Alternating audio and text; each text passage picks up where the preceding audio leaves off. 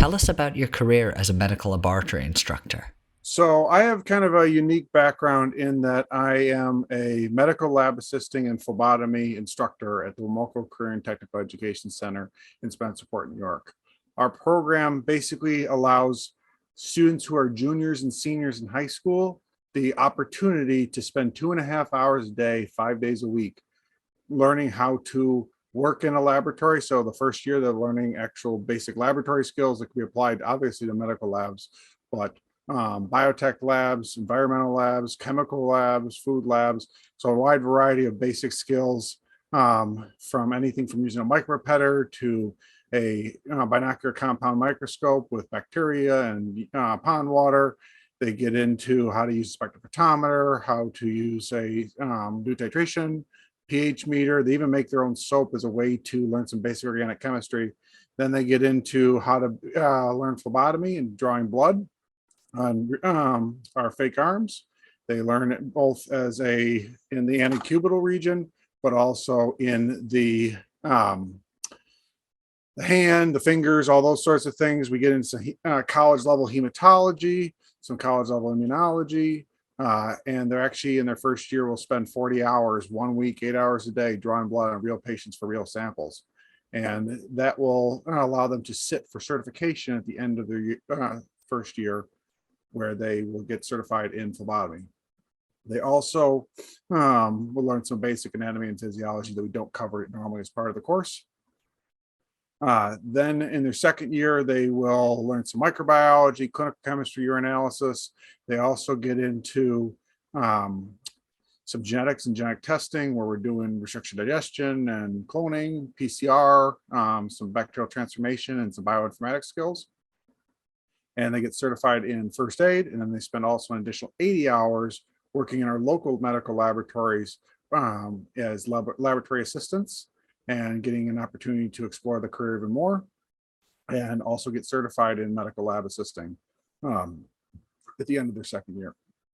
So we get a really great opportunity for students to gain skills, learn some college level content knowledge to help them more easily navigate college, know if this is what they want to do or they don't want to do, which is huge. Most people that I've talked to that have worked in the medical lab industry have actually never gotten the opportunity to explore. And so they found out about it where their college counselor was like, oh, you could try this thing. We have this other degree path. Or they had I took a test and that's how it got. But very rarely did they go into college knowing this is exactly what I wanted to do. It kind of seems to be more haphazard, where my students get a chance to actually have worked in the labs for over 120 hours, gain laboratory skills as part of it, and even get a chance to meet people from industry. We regularly have some of the top people in our industry, even from things like the CDC, and NIAID and ASCP and ASCLS and all these great organizations. Some of the top people in our field talking to our students and telling them their pathway. So my students at least know, if I want to go there, I know one way to get there. So it's hugely, hugely helpful. We can even help them get into college and get additional scholarships, direct employment, all those things. So it's a really great program that we've developed. You built your educational program from the ground up. How? Originally, I worked in research for a couple of years after graduating with my marine biology degree, not really knowing what I wanted to do.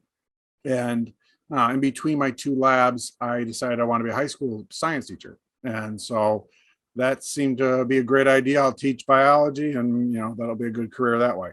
And when I was trying to find a position, because it was hard for a couple of years to find a position that was open, this program opened up at our local, what's called a BOCES. So that's a Board of Cooperative Educational Services. Basically, there's a lot of districts in New York State that are small. And so they can pool their resources together to make it so that they are able to afford to do more expensive things like a program like mine. And so this job opened up and I was like, oh, that sounds cool. I might be able to combine my love of science and actually doing research with being a teacher. And so I applied, got the job, and I started 2 weeks before school started. Little did I know that I didn't have a beaker or a test tube. I didn't have any curriculum. I didn't have really great connections with the medical laboratory because I was a research tech and a marine biology degree. So I had nothing to help guide me in what I was going to do. And had a rush order, just give me, and these are some basic things I know I could use, whatever we end up doing with the program, since no one had any direction for it, and I'll figure it out. And a lot of stuff was back ordered. I didn't get lab benches till November. Um, we I got microcentrifuge and a couple micropetters and some microcentrifuge tube. I'm like, what can I do with this? How can I make this something? Because I don't have any other materials. So I actually developed a whole lab where we use Kool-Aid, and I just make really concentrated Kool-Aid, and they will do a serial dilution with the Kool-Aid, and you'll actually see the decrease in the color of the Kool-Aid, obviously. But you also, if you spin it, you'll see a smaller and smaller pellet because a sugar pellet will form, and they can actually learn how to extract the supernatant with those micropetters and learn a technique that's used when they do working with DNA. And so I've developed a whole bunch of those labs just purely out of survival that first couple of months. And I still use them today because if a kid messes up at what they're using the micropetter, try again. We can make as much Kool-Aid as you need to make it work. And it's a really great way for them to build skills, build confidence, so that even when we do PCR, they're more skilled at micropetting than I was coming out of college, because they've done it for months on end and know exactly how to do it. And PCR is just really advanced micropetting. And so that was a really great thing that we're able to do for them, build those base skills. How can others increase interest and recruitment in the field? I actually spoke at the Clinical Lab Educators Conference in March of this year about that, how to create a program like mine. And the basis of what you're looking to do is try to develop a program where you are connecting the local laboratories, and if there are college programs locally or regionally that can support the program, and you want to kind of get a space that has, you can start building one. You got to first start off looking for what the state requirements are, because obviously different states have different requirements, different standards of what they're looking for, what students are allowed to do, what they're not allowed to do. So you got to look that stuff up a little bit ahead of time, but making sure you have enough space to build your lab, and then starting to get some, equipment. And it's a step-by-step process, but that's something that can be done. And I'm in the process of helping several organizations after the Clinical Lab Educators Conference to do that. Additionally, trying to make sure that you are getting into high schools. I'm actually going to be speaking to 80 students at a charter school on Friday, where I'm going to be going to them, trying and explain the different career paths, doing some activities with them, some more advanced than they would ever really get access to in high school, so that they can get excited about this is a job opportunity and wanting to learn more. If labs are able to set up field trips, that they can let more field trips come through, and actively not just waiting for a science teacher to come contact them, but actually going out to the local high schools and saying, hey, we have this great laboratory. We'd love to have your students come out. Here's some dates and times, and you can bring swag, something that has the brand of that lab on them, all those sort of things that you could easily do as part of it, and just trying to get them out there. And then maybe if some students show interest, you take them in as a shadow, find a way to set up a shadow where the students can actually sit next to a technician or a scientist or a pathologist assistant and see what it's like. I had one student that was pretty certain she was going to go pathologist assistant, and she got a chance to spend 8 hours at the path lab during her spring break and see actual organs that came out of surgery, and watch the pathologist assistants dissecting them, turning them into slides. She got a chance to sit down with one of the top pathologists in my area and use a teaching scope, and the pathologist explained to her what all these different slides, what they look like, and what she was seeing in terms of the pathology, so that Ava could see as a pathologist what they're looking for. And then she spent another 2.5 hours where they were doing a gross conference from an autopsy. So they had a medical examiner there, a pathologist assistant, a resident, and they're all talking about these organs that came out from autopsy and what they saw and what they got a chance to do. She even got a chance to see a human brain. And so, getting a chance to see all that, see if that's something that you can handle. Not everyone can handle looking at, organs. Not everyone can handle the sights or sounds or smells in a path lab, especially the smells. For me, that's one of the ones I would struggle with. And she said it was great. She had no problem. So now she knows that this is something she really wants to do. And for all of my students, because they've had experience in a real laboratory doing this actual skill sets, when they're in college and they get to a course that they struggle with, they're not going to just give up and move on to another degree path, because they know what the real thing is like. And for example, when I was in college, a lot of people were bio majors. And once they hit organic chemistry, they often became psych majors because they couldn't handle organic chemistry. They chose bio because I'm good at science. My best class was biology. Maybe I want to be a doctor one day. And then they hit that organic chemistry and they're done. What's a degree that I don't have to take organic chemistry and I don't have to start over? Psychology for them. And my students rarely do that because they've gotten a chance to see it for real. What's your favorite part of your work? Seeing students grow from they just getting a little bit excited about us doing a team building thing where I actually have a bunch of celery and some colored water, and they get to use a stir bar that's just going to mix up their food coloring, and they get all excited about that, but they have no real skills to coming out where they are sought after by industry, by academia, and that they know what they're doing. And they coming out of high school, which most high school students definitely do not have, they have a ton of obviously technical skills which could help them get a job. They have a lot of professional and personal skills that will help them keep that job. Teamwork, learning how to take criticism from a supervisor, things like that. They also come out with 120 hours of actual work experience, working with real patient samples and knowing how to work with that safely. I mean, you're talking about the potential for bloodborne pathogens when you talk about phlebotomy, and even in the lab part, knowing how to work safely with that for certainty is amazing. And then watching them go to college and doing well in college, and like I said, that growth piece is huge and makes it all the tough work of trying to set up these agreements with local colleges, with local labs, worth it. So that's my thing that I absolutely love. They're able to do. What's the hardest part of your work?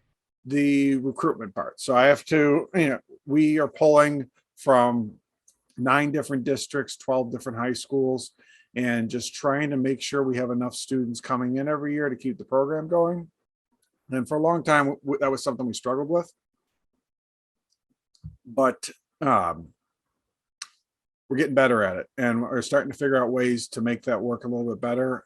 Some of the school districts that aren't even in our zone of influence, or whatever you want to call it, that so they don't normally send students to us, are thinking about sending students to us. So that's really exciting. I'm starting to get a lot of local leaders, including local politicians, interested in coming out to our program. And when they get there, they're just shocked at what high school students are doing, and that I actually make those people become techs in training. And so they get their own little ID badge and lab coat, and they are going to be taught by my students how to do urinalysis, how to make a bacterial smear, how to do a blood smear, how to load an agarose gel. And the confidence that the students bring out makes it so that those people become huge advocates for us. And so, like I said, that was always the toughest part, and it's getting a little bit easier and actually kind of exciting now that we're starting to, it's like that Field of Dreams concept, that we finally built it and now they want to come. And so the hope is that we can continue with that and get more and more people advocating for us so that more and more students want to come. What's the most unique experience you've had in your work? So we were doing our pond water experiments, and one of my students was really, there's tons of stuff in the water. There's all sorts of rotifers and euglena and paramecium and obviously bacteria, all sorts of other stuff in the pond water that we found over the years. But one of the ones we had never seen was a tardigrade. And so she was 100%, I want to find a tardigrade. Okay, I don't think that those exist in that pond water. I know that they tend to be around moss. If you want to try something, go ahead, figure it out. And so she went and found some moss, put in some water. Nothing came about it. She did a little more research and then ended up being able to find a tardigrade in the sample. And she just got so excited. She's jumping around, bringing everyone over. We had a little microscope camera on our microscope, and she's taking video of this thing. Just, it's amazing how big they are in comparison to everything else. I didn't really realize how big they were, but they're like, the equivalent of, transformer or a dinosaur in comparison to the things that they're eating. And they're like having their, I think it's proboscis, whatever it is, and their mouth part going out and grabbing the food. Just seeing them kind of swim like a big bear. I get why they're called water bears. They just kind of big and floppy, and but she loved it. And it was cool because it was something she did on her own. But we had the equipment and she just did it. And the capabilities that they start to build and the confidence that they build allows them to do that. When we even had a time where we were doing a bacterial transformation experiment, and all of a sudden we got just tons of contamination, couldn't read the plate, couldn't find how many transformants we had, didn't know what happened. And said, okay, guys, you have all the skills necessary to figure this out. So we're going to go through and where are all the points where something could have been contaminated, all the way back to the original source bottle was contaminated. And they did gram stains. They obviously cultured them up. They did additional experiments coming off the plates that look contaminated. And they were able to determine that most likely the original vial from the company was contaminated. And so then I went back to the company and said, hey, did you have a problem with lot number, blah, blah, blah, that we think it might have been contaminated? Like, oh, yeah, we found out that it's contaminated. And my students were able to prove it scientifically that it was contaminated. What one key thing would you like to share about what you do? I would love to have young career lab professionals and pathologists to become advocates. The advocacy part is huge. Really, I started becoming an advocate in about November 2020, where I kind of looked at what I was doing. I was so focused on just my program and trying to grow that, but not really reaching out outside of my local laboratories that I was trying to convince, and realized that, no, I need to be out there. I need to be regularly acting on LinkedIn and Facebook and all the social media sort of things, and trying to make connections with people, talking to, like I said, I'm going to talk to a charter school, trying to talk to my local science teacher organizations, anyone that could be influenced to know more about it, getting out there and talking to them, letting them know that the industry exists, why it's so amazing, becoming a career ambassador. They have the ASCP as their career ambassador program, those sort of things where you're actually getting out into local churches, local high schools, local community groups, whatever,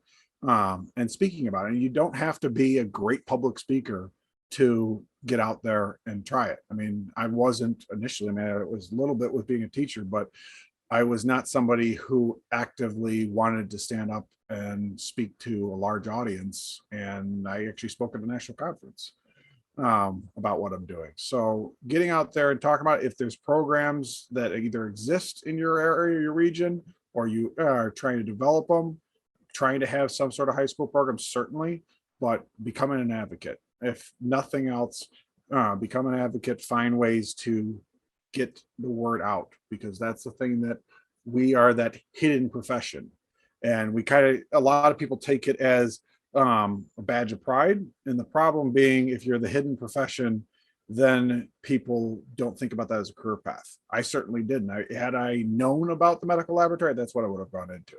But I didn't know about it. And so that wasn't something that I actively thought about as a career path. And I think that it happens to a lot of people, where if I want to help people, I'm interested in medicine, it's nurse, doctor, dentist, maybe that kind of thing. There's nothing that almost anyone says, I want to do medical laboratory, even though it may be the best choice for them. The fact that they can get a bachelor's degree and still help a lot of people and not have to go on for a doctorate is huge.